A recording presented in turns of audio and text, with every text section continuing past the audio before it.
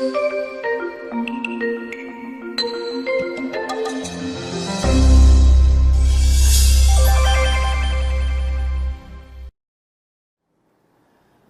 people are preoccupied with the idea of death, with the fear of dying. Fear makes people die many times before actual death. Kaya nga yung mga taong laging nag-iisip ng kamatayan, natatakot sa kamatayan, maraming ulit na silang namamatay bago pa nga ito dumating. Kasi parang kamatayan na rin yun, yung lagi mong maisip, lagi mong katakutan, para ka na rin namamatay maraming ulit. How to face death? Yan ang pamagat ng ating pag-aaral ngayon, o kaya ay die another day. Huwag na lang today, another day. Die one day, but live every day. Keep in mind, death is God-ordained. Hebrews 9:27, people are destined to die once. So talagang destino, talagang takda na ang tao ay sumakabilang buhay. Ecclesiastes 3:1-2, there is a time for everything, and a season for every activity under the heavens. For instance, a time to be born and a time to die. Nakatakda ang lahat. Kung tayo isinisilang, tayo ay isa sa kabilang buhay. Kung tayo ay binibigyan ng panahon dito sa lupa, bibigyan tayo ng panahon doon sa kabila. Ecclesiastes 12:7, and the dust returns to the ground it came from, and the spirit returns to God who gave it. Napakahalagang verse itong nasa Ecclesiastes 12:7 na ito, na ang ating daw lupang katawan ay babalik sa lupa pag tayo ay namatay. At ang espiritu naman na ipinahiram sa atin ng Diyos, ibinigay sa atin ng Diyos, ay babalik sa Kanya. So, naghihiwalay ang katawan at ang espiritu may kani-kanyang pupuntahan. None of them is destroyed because matter cannot be created nor destroyed. After it's created by God, one-time, big-time creation, hindi na yan pwedeng ma-destroy. So, yung dust, pag tinignan natin yung ating katawan, pagka pinag-aralan mo yan, sasabihin, maaagnas yan, kakainin ng ganito at ng ganon, sasama sa lupa, pero hindi siya nade-destroy. Nare-recycle lang ang katawan dahil lahat ng element ng katawan ay galing din sa lupa, bumabalik sa lupa. At ganon din ang espiritu na galing sa Diyos, cannot be destroyed, bumabalik sa Diyos.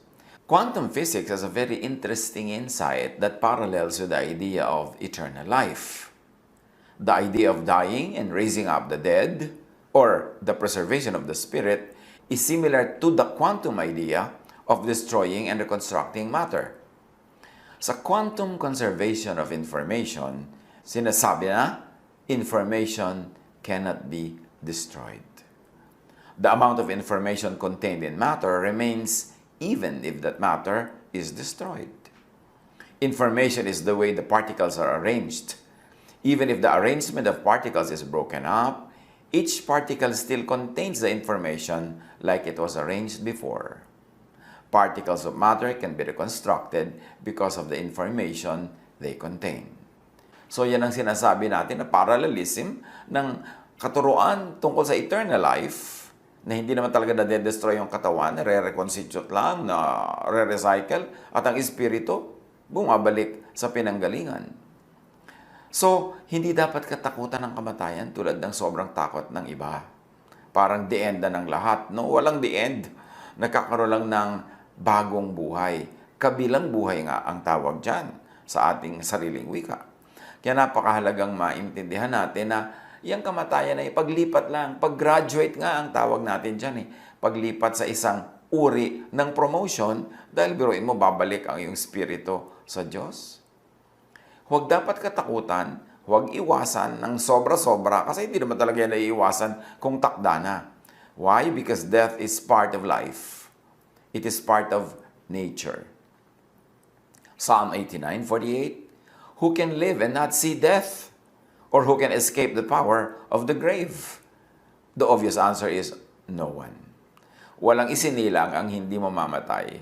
Kahit ka pharaoh, kahit ka emperor, kahit ka presidente, kahit ka religious leader, lahat pumupunta doon sa next chapter ng buhay, yung kabilang buhay. Walang nakakatakas sa ganitong uri ng pangyayari. Kaya useless na sobrang isipin at useless na katakutan. Ecclesiastes 7:1, "The day of death is better than the day of birth." The day of death is better than the day of birth. Ito kaya yung equal sa tinatawag ng quantum physics na reconstitution, kaya better, because we get reconstituted. And death is, as we have said, inevitable, inescapable, cannot be avoided. Job 30:23, "I know you will bring me down to death, to the place appointed for all the living." So magandang yan ay matanggap sa simula pa lang. Para kung nangyayari na meron tayong mahal sa buhay na binabawi, sumasakabilang buhay, nalulungkot tayo, natural. Hindi natin gusto yan, lalo't mahal natin siya at mahal niya tayo. Pero huwag sobrang manimdim, huwag sobrang malungkot, at huwag sobrang magluksa kasi talagang yan ang appointment natin. Yan talaga ang naka-appoint sa atin that you are born and then you die physically. Ecclesiastes 7:2, "It is better to go to a house of mourning than go to a house of feasting. For death is the destiny of everyone. The living should take this to heart." Mas mabuti pa daw pumupunta ka sa bahay na merong lamayan, merong luksa, kaysa sa merong handaan, kasi nakahanda ka na pag-iisipan mo at naihanda mo rin ang iyong loob sa darating na physical death. Kasi yan daw talaga ang nakatakda sa lahat. Kailangan daw seryosohin ito. Kailangang isipin at kailangang isa-puso, isa-isip na yes, lahat ng ipinanganak ay pupunta sa kabilang buhay. Yan dapat ang attitude natin sa mga mahal natin sa buhay, that we cannot be really together on earth in this situation. Kaya kung mamahalin mo, mahalin mo na. Para pag sumakabilang buhay, wala kang pagsisisi. Kung magpapamahal ka, magpamahal ka na sa Kanya. Magpaalaga ka na para wala siyang pagsisisihan o ikaw man. Pag kami umaalis ng bahay, huwag kayong maghihiwalay na magkagalit kasi hindi mo alam kung makakabalik pa siya ng buhay. Pagka matutulog kayo, huwag kayong matulog na nagkakasamaan ng loob kasi hindi mo alam kung magigising pa siya o ikaw kinabukasan. Hindi natin alam. Ang alam lang natin, ang lahat ay kagraduate. Ang lahat ay sasakabilang buhay. Kaya dapat nakahanda ang ating loob. Wala tayong utang na hindi natin binabayaran agad para wala tayong pagsisihan. At nagpapatawa din tayo sa kapwa natin agad-agad kasi hindi natin alam kung magkikita pa ulit tayo next hour, next day, next week na mga pare-parehong physically alive. Death is escape, an exit from earthly troubles and pain. Dapat din natin diyang maisip. Lalo ko ang tao ay nagdurusa sa sobrang malalang sakit o napakahirap ng kanyang kalagayan o mapupunta siya sa panganib sa sobrang hirap, death daw could be an exit from earthly troubles and pain. Job 3:20-21. "Why is light given to those in misery, and life to the bitter of soul? To those who long for death that does not come, who search for it more than for hidden treasure." At marami tayong alam, nababalitaan, at marami nadidinig ng mga kwento tungkol sa mga taong sobrang dumaranas ng hirap, lalo sakit ng katawan, mga malalalang mga sakit na talagang minamabuti pa nila na kunin na sila ng Panginoon, sumakabilang buhay na kaysa patuloy na mahirapan at masaktan. At kung minsan, pati mga nag-aalaga, nagmamahal sa buhay, sa awa doon sa nahihirapan, sila man nire-release na nila, pinapawala na nila yung tao para kung gusto nang kunin ng Panginoon Diyos ay walang resistance, walang mga negative feelings tayo, kundi you release unto God those who really suffer.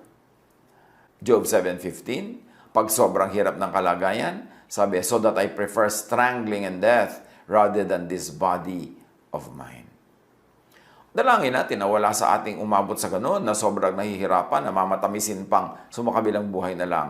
Pero kung dumarating yung sobrang hirap at ang talagang tunay na lang niyang exit from pain, from difficulty and hardship, yung sumakabilang buhay, that too should be a welcome development, a welcome exit. Kasi hindi naman talaga mamamatay yung tao completely. Naghihiwalay lang yung katawan at espiritu at pareho yun na magkakaroon na naman ng panibagong uri ng buhay. Death is escape, exit from earthly troubles and pain, especially for the godly, for the very righteous. Merong mga sobrang napakabuti nila at marahil ay napakamahal talaga sila ng Diyos na kesa hayaan na masuong sa hindi maiiwasang pagdurusa ay minamabuti pang kunin na lang at sumakabilang buhay. Isaiah 57:1, "The righteous perish, and no one takes it to heart. The devout are taken away, and no one understands that the righteous are taken away to be spared from evil." Merong mga kinukuha para iligtas sila sa higit lalong napakalaking kapahamakan, hirap, pagdurusa. Blessing yun pagka ganon. Mahirap lang makita na blessing kung hindi malayo ang iyong pananaw, kung hindi mo naiintindihan ang punot dulo ng mga bagay, at hindi mo naman alam kung saan pala naligtas yung tao na kaya siya naligtas ay dahil siya ay kinuha na. Magtiwala tayo sa Diyos. Kung mahal natin ang ating kapwa, mahal natin ating sarili, higit lalo tayong mahal ng Diyos. Kaya kung meron siyang pasya na kunin ng sino man, mahal natin sa buhay o tayo, tanggapin ng maluwag sa loob. Natural lang na malungkot, natural lang na kung minsan ay umiyak at magluksa up to a point, pero dapat hindi yun sagad kasi alam nating ang Diyos ang may kontrol sa lahat-lahat. Isaiah 57:2, "Those who walk uprightly enter into peace. They find rest as they lie in death." So sa mga upright, sa mga matuwid, sa mga tamang-tamang mamuhay ayon sa kalooban ng Diyos, maaring isang uri ng napakalalim na kapahingahan yung sila ay sumakabilang buhay. Death is passage to eternal life. Kung ito lang naiintindihan ng lahat, dinidibdib, at hindi tayo nagpapadala sa pananakot ng relihiyon, dapat hindi ganun kalaki ang pag-iwas at takot natin sa kamatayan. John 11:25, Jesus said to her, "I am the resurrection and the life. The one who believes in me will live, even though they die." So pwedeng mamatay ang iyong katawan, pero ang iyong espiritu ay patuloy na mabubuhay kasi si Jesus ay nabuhay na muli at ang lahat ng nananalig sa Kanya ay magkakaroon ng buhay na walang hanggan. Ecclesiastes 12:7, "And the dust returns to the ground it came from, and the spirit returns to God who gave it." Tulad ng binasa na natin kanina, na ang espiritu sa oras ng kamatayan ay bumabalik sa Diyos. Hindi siya napapahamak, hindi siya nabubulid, hindi siya natatapon tulad ng panakot ng marami. Galing sa Diyos, natural babalik siya sa Diyos. Alangan naman yung galing sa Diyos ay mapatapon kung saan-saan na lamang. Pag-isipan natin yan. Pagbulay-bulayan. 2 Corinthians 5:8, "We are confident, yes, well pleased, rather than to be absent from the body and to be present with the Lord." Napakalinaw ng sinasabi nitong 2 Corinthians 5:8. Pag absent ka na sa body, present ka na sa Lord. Pag lagot ng iyong hininga, pag iyong humiwalay na ang espiritu sa iyong katawan, nandun na siya sa Panginoon, yung espiritu mo. At yung katawan mo naman, babalik sa lupa. May tinatawag na quantum teleportation sa quantum physics. It is a process in which quantum information, like the exact state of an atom or a photon, can be transmitted, exactly in principle, from one location to another with the help of classical communication and quantum entanglement between the sending and receiving location. The process is done by entangling the particles of one object from the sending location and then recreates the object in the receiving location. Since entanglement allows you to affect both parties by just affecting its pair, you can recreate the entangled object to another location where it will be teleported to.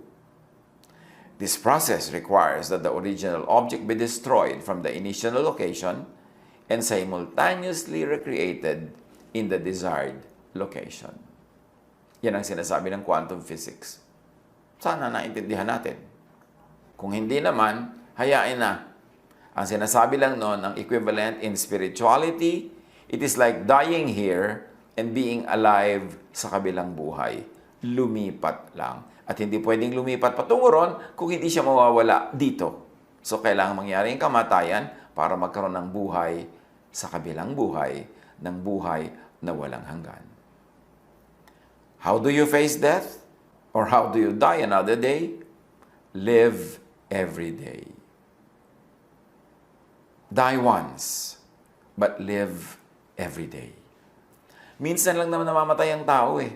Pero dapat lahat ng araw na hindi siya namamatay, dapat siya mabuhay. Yung buhay na buhay at mag-enjoy sa buhay.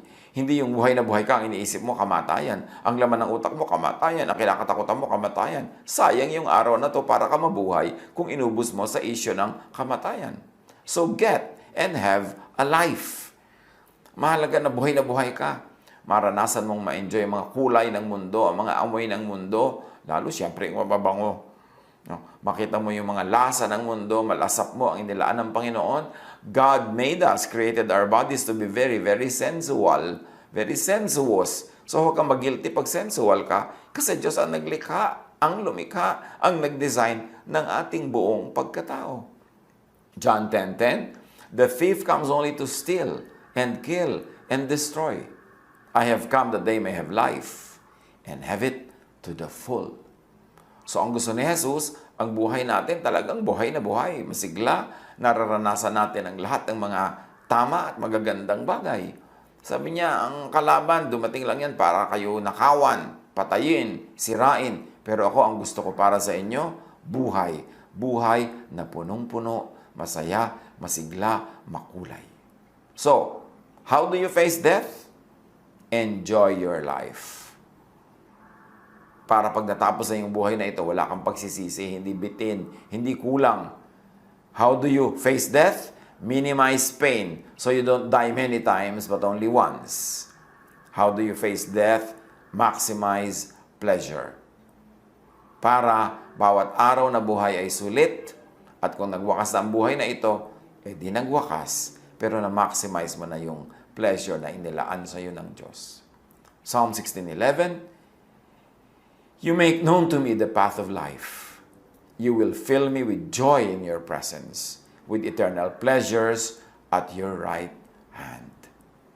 Punong-puno ng magandang plano ang Diyos para sa ating buhay. Pero kung minsan yung religion na nagtuturo sa atin na magdusa, magtiis, gutumin ng sarili, lagi na lang magtimpi, kahit na hindi naman masama yung gustong gawin, lagi na lang magsakripisyo, hindi yun ang hinihingi ng Diyos. Minsan, religion lang ang humihingi nun. Pero ang kalooban ng Diyos para sa atin is to have a full, beautiful, meaningful life. That's the way to die, by living well. Because when you have lived well, then come death if it should come. Total, hindi naman niya naiiwasan at nakatakda sa lahat. Pero wala kang pagsisisi at pagsisisihan.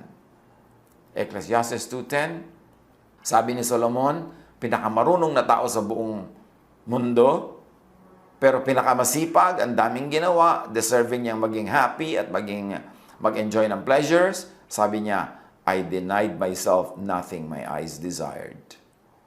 I refused my heart no pleasure. My heart took delight in all my labor, and this was the reward for my toil. Si Solomon, naubod ng sipag sa kanyang buhay, napakaraming project, napakaraming ginawa, napakatalino, ay nag-enjoy sa buhay. Ang matatalino, mag-e-enjoy sa buhay. Kasi ang buhay ay regalo ng Diyos at ang enjoyment ay kalooban ng Diyos.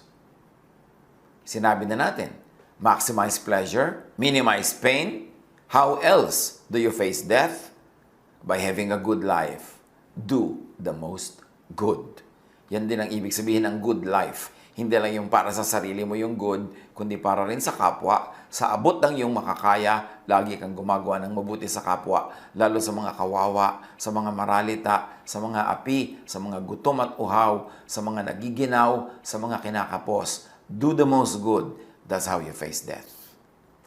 So that when death comes, you know that you have done the maximum good that you could do within your power. You will go and face your God. You will face your Maker with a very, very glad heart. Psalm 34:14. Turn from evil and do good. Seek peace and pursue it. So when you turn from evil and do good, when you seek peace, you are ready for death anytime. Galatians 6:9. Let us not become weary in doing good, for at the proper time we will reap a harvest if we do not give up. And that time could be earthly time or heavenly time. In any or in both cases, doing good will reap a very good harvest. And when you have done all this, you minimized pain, maximized pleasure, did the most good, and when you are called by God, then meet your Maker. Amos 4:12, prepare to meet your God. At yung pagpe-prepare na yan, hindi lang puro religious activity, religious sacrifice, kundi enjoyin mo ang buhay na ipinahiram sa'yo, magpa-enjoy ka rin sa kapwa, maging mabuti ka, at yan ang paghahanda mo to meet your God. Ipagsusulit mo na yung mga ibinigay niya sa'yo, sumulit, na parami mo, parang yung parable of the talents. Yung ibinigay sa'yo, tumubo, itinanim mo, namunga. So yung ibinigay sa'yo ng Diyos na talent, tumubo, namunga. Ang ibinigay sa'yo, ipinahiram na oras, na-enjoy mo, na-enjoy ng iba, nakagawa ka ng maximum good, then you can meet your Maker anytime. And if I go and prepare a place for you, sabi ni Jesus, I will come back and take you to be with me so that you also will be where I am. So, nakahanda si Jesus na tayo tanggapin.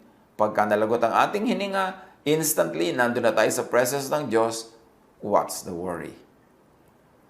Malulungkot lang yung mga naulila, yung mga naiwan dahil mamimiss yung pumunta sa kabilang buhay. Pero yung pumunta sa kabilang buhay, sa sarap ng kasama ang Panginoon, sa ligaya sa kabilang buhay, siguro hindi niya mamimiss yung earthly life kung saan napakaraming problema at napakaraming misery.